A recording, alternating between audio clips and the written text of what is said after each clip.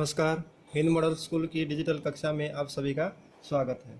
आज का हमारा टॉपिक है वो रहेगा संधि, यानी हम आज संधि के बारे में पढ़ेंगे। एक होता है संधि, एक होता है संधि विच्छेद। तो पहले हम देखते हैं संधि क्या होता है कि दो समीपवर्ती वर्णों के मेल से जो विकार होता है, जो परिवर्तन होता है, उसे हम क्या कहेंगे? संधि कहेंगे। जैसे इधर दे दिए दो शब्द दे दिए देव, और बीच में इसमें जुमा का निशान लगा दिया, यानी इनको जोड़ना है, और एक दे दिया आल्य। ठीक है, तो इस शब्द का अंतिम वर्ण और इस शब्द का शुरुआती वर्ण, तो इन दोनों के मिलने से, ठीक है, एंड इन दोनों का जब मेल होता है तो वे क्या होता है? नया शब्द बनता है। तो क्या बन जाएगा? ये देवालय। ठीक है, आगे दे दिया संधि विच्छेद, यानी संधि युक्त शब्दों को अलग करने की जो विधि होती है वो क्या कहलाएगी? संधि विच्छेद कहलाएगी। जैसे देखते हैं हम एग्जाम्पल के तौर पे, वागीश, देखिए संधि युक्त शब्द है।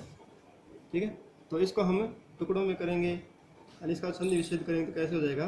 वाक जमा में इस, ये इसका क्या हो जाएगा? संधि विच्छेद हो जाएगा। आगे संधि के कितने भेद होते हैं उसके बारे में देखना है हमें। संधि के 3 भेद होते हैं भाई। एक होता है स्वर संधि, एक होता है व्यंजन संधि, एक होता है विसर्ग संधि। स्वर संधि में क्या होता है? दो स्वरों का मेल होता है। ठीक है, यानी दो स्वरों के जो मेल से परिवर्तन होता है उसे हम क्या कहेंगे? स्वर संधि कहेंगे। और व्यंजन संधि किसे कहेंगे? व्यंजन के बाद स्वर या व्यंजन आने से जो परिवर्तन होता है उसे हम व्यंजन संधि कहेंगे। और विसर्ग संधि किसे कहेंगे? विसर्ग के बाद स्वर या व्यंजन आने से विसर्ग में जो परिवर्तन होता है उसे विसर्ग संधि कहते हैं। अब हम स्वर संधि के बारे में पढ़ेंगे कि पहले तो स्वर संधि क्या होता है? स्वर संधि किसे कहते हैं? दो स्वरों के मेल से होने वाला परिवर्तन स्वर संधि कहलाता है। ठीक है, स्वर संधि के कितने भेद होते हैं ये देखेंगे हम। स्वर संधि के 5 भेद होते हैं: दीर्घ संधि, गुण संधि, वर्धी संधि, यण संधि और अयादि संधि। आ ई उ को क्या कहेंगे? दीर्घ संधि कहेंगे। ए ओ अर को क्या कहेंगे? गुण संधि कहेंगे। आई और औ को वर्धी संधि कहेंगे। और य व र को यण संधि कहेंगे। और ऐ आय औ आओ को हमें अयादि संधि कहेंगे। ठीक है, तो अब जो पहले संधि दे रखी है दीर्घ संधि, इसके बारे में हम ध्यान से पढ़ेंगे। ठीक है, तो दीर्घ संधि में क्या होता है कि हर्षव या दीर्घ अ ई उ के पश्चात क्रम से हर्षव या दीर्घ अ ई उ स्वर आ जाएं तो दोनों को मिलाकर क्या होता है? दीर्घ आ ई उ हो जाता है। ठीक है, जैसे हम देखते हैं ए जमा में ए को हम मिलाएंगे और ए जमा में आ को हम मिलाएंगे, तो इन दोनों के मिलाने से क्या हो जाएगा? इसके मिलाने से भी आ हो जाएगा और इसके मिलाने से भी आ हो जाएगा। ठीक है, और अगर हम यहाँ आ जमा में ए करते हैं और यहाँ आ जमा में आ, यानी आ के आ साथ आ जोड़ते हैं, तो यहाँ क्या हो जाएगा? आ हो जाएगा और यहाँ भी आ हो जाएगा। जैसे हम एग्जाम्पल देखते हैं, इसका उदाहरण देखते हैं। एक देखेंगे, जैसे दे रखा है इसमें कि दे दिया, जैसे कोई भी शब्द दे देता है कि इसकी संधि बनाओ, तो संधि बनाते समय हम पहले क्या दे रखा होगा कि जो पहले जो वर्ण दे रखा होगा। ठीक है, तो जैसे देखते हैं हम, देव जुमा में आल्य, तो इस शब्द का अंतिम वर्ण और इसका अंतिम वर्ण ये देखना है हमें। तो यहाँ इसमें वह है, तो वह में इसमें क्या ए की आवाज़ आ रही है, तो यहाँ ए है और यहाँ क्या है? आ है, तो ये क्या हो जाएगा? आ। तो मैंने जैसे बताया था ए और आ के मिलने से क्या हो जाएगा? दीर्घ आ हो जाएगा। तो यहाँ क्या हो जाएगा? देवालय। ठीक है, अब आगे है जैसे ई या दीर्घ ई और ई, इन दोनों के मिलने से क्या हो जाएगा? दीर्घ ई हो जाएगी। क्या हो जाएगी? दीर्घ ई हो जाएगी, यानी बड़ी ई हो जाएगी। तो जैसे इसके लिए हम एग्जाम्पल देखते हैं, इसका उदाहरण भी हमें देखते हैं। जैसे कोई शब्द ले लो कि जैसे अति जमा में यू। ठीक है, तो यहाँ क्या है? ई है और यहाँ भी ई है। ठीक है, इस शब्द का अंतिम वर्ण और इस शब्द का अंतिम वर्ण ई है। तो मैंने बताया था ई और ई के मिलने से क्या हो जाएगा? बड़ी ई हो जाएगी। क्या हो जाएगी? बड़ी ई हो जाएगी। तो इसका क्या हो जाएगा? अतीव। आया समझ में? अब एक और देखो, जैसे ऊ और ऊ के मिलने से, ऊ और ऊ के मिलने से, तो इसका भी क्या हो जाएगा? दीर्घ ऊ हो जाएगा, और इसका भी क्या हो जाएगा? दीर्घ ऊ हो जाएगा। तो इसके लिए हम एग्जाम्पल देखते हैं। जैसे कोई भी शब्द उठा लो, जैसे हम देखते हैं कि भानु जमा में उदय, तो यहाँ भी क्या है? यहाँ ऊ है और यहाँ भी ऊ है। तो मैंने बताया था ऊ और ऊ के मिलने से क्या हो जाएगा? दीर्घ ऊ हो जाएगा। तो इनके मिलने से क्या बन जाएगा? भानु। आया समझ में? तो ये था हमारा दीर्घ संधि। यहाँ तक समझ में आया? तो आप ध्यान दोगे पूरा तो अच्छे से समझोगे तो आपको समझ में जरूर आएगा। अब हम देखते हैं गुण संधि कि गुण संधि क्या होता है। यदि ए और आ के बाद, ए और आ के बाद ई या ई, ऊ या ऊ या री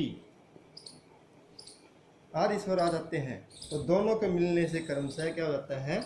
ए ओ अर हो जाता है। ठीक है? क्या बताया गुण संधि? यदि ए और आ के बाद ई या ई, ऊ या ऊ और री स्वर आए तो दोनों के मिलने से क्रमशः ए ओ अर हो जाता है। ठीक है? जैसे हम देखते हैं ए और आ के बाद बताया था मैंने कि ए और आ के बाद, ए और आ के बाद क्या आते हैं? ई। तो इसका क्या हो जाएगा? ए हो जाएगा। क्या हो जाएगा भी? ए हो जाएगा।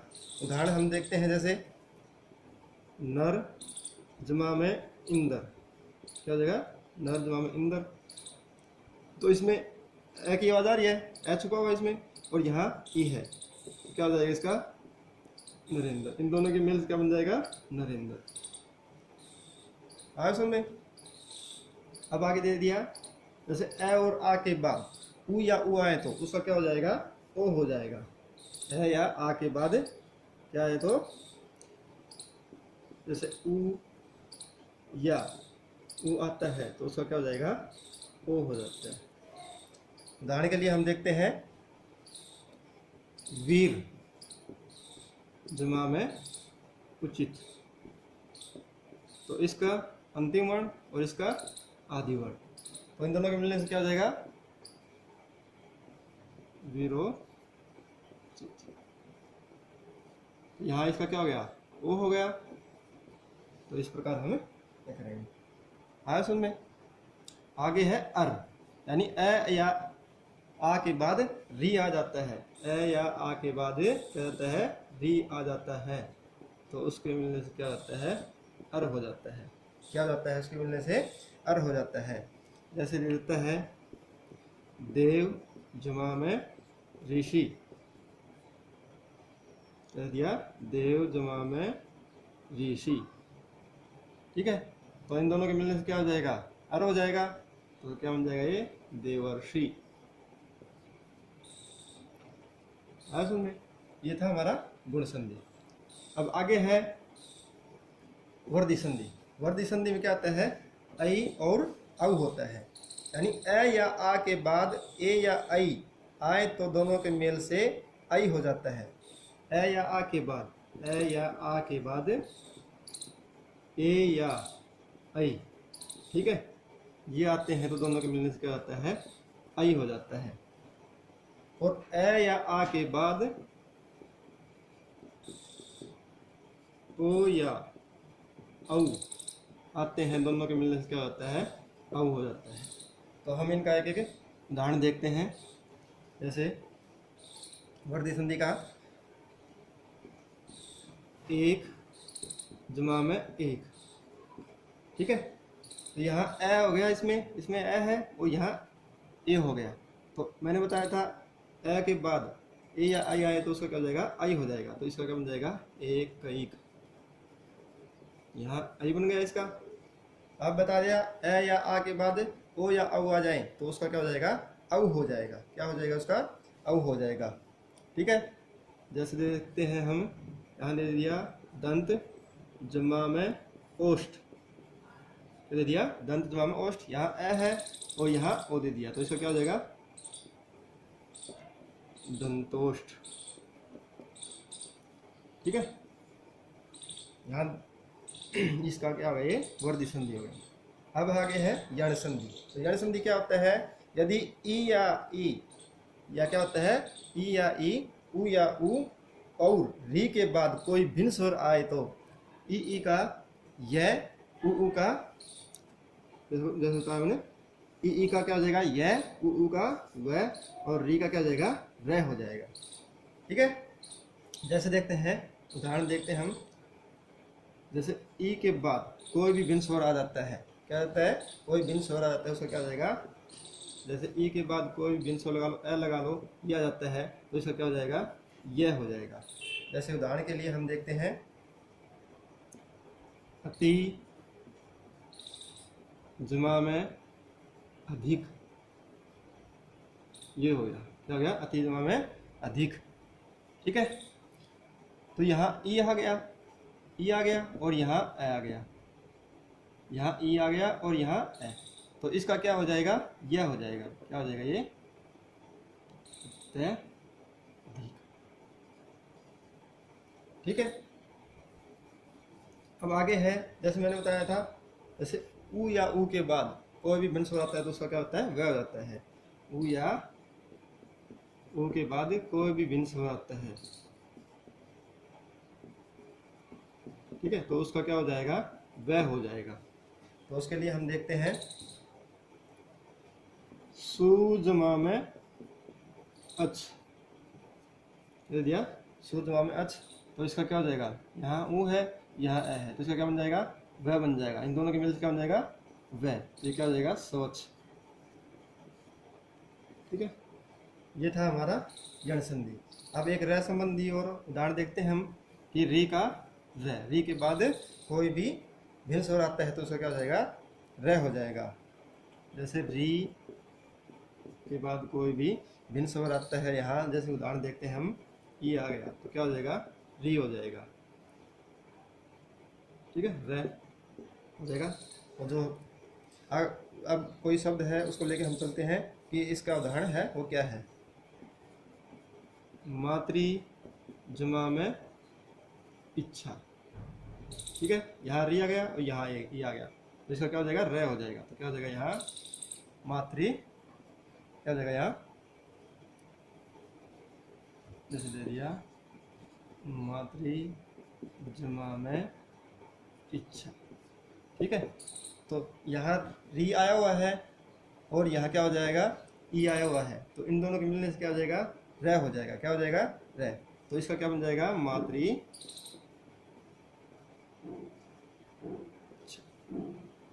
ठीक है, अब हमारा लास्ट है आदि संधि। ये आदि संधि क्या होता है, तो आदि संधि देखेंगे हम, जब ए या आई, ओ या औ के बाद कोई भिन्न स्वर आ जाता है तो उनके मेल से क्या होता है, ए का तो क्या हो जाएगा आई हो जाएगा, आई का क्या हो जाएगा आय हो जाएगा, और ओ का क्या हो जाएगा अव हो जाएगा, और औ का आव हो जाएगा। ठीक है, जैसे एग्जाम्पल है उदाहरण है वो देखते हैं हम। जैसे दे दिया ने जमा में अन, क्या दे दिया ने जमा में अन, तो इसका क्या हो जाएगा नयन। मैंने बताया था ए के बाद कोई भिन्न स्वर आता है तो उसका क्या हो जाएगा अय हो जाएगा, तो यहाँ क्या हो जाएगा अय। अब दे दिया जैसे आई दे दिया यहाँ नई जमा में अक। ठीक है, यहाँ आई आया हुआ है तो आई क्या हो जाएगा, आई के साथ कोई स्वर है मेल खाएगा तो उसका क्या हो जाएगा आय हो जाएगा, ये क्या बन जाएगा नायक, क्या बन जाएगा नायक। ठीक है, इसी तरह ओ का है, ओ के बाद कोई भिन्न स्वर आता है तो ओ का क्या हो जाएगा अब हो जाएगा, और आउ का क्या हो जाएगा आव हो जाएगा। जैसे इसके लिए देखते हैं हम ओ के लिए, जैसे ये दे दिया ओ जमा में अन, तो इसका क्या हो जाएगा पवन। ठीक है, यहाँ अव हो गया, और अव के लिए क्या हो जाएगा यहाँ से देखते हैं अब औ जमा में अक, पावक। ठीक है, तो हमारी जो स्वर संधि है वो पूरी हो गई है। ठीक है।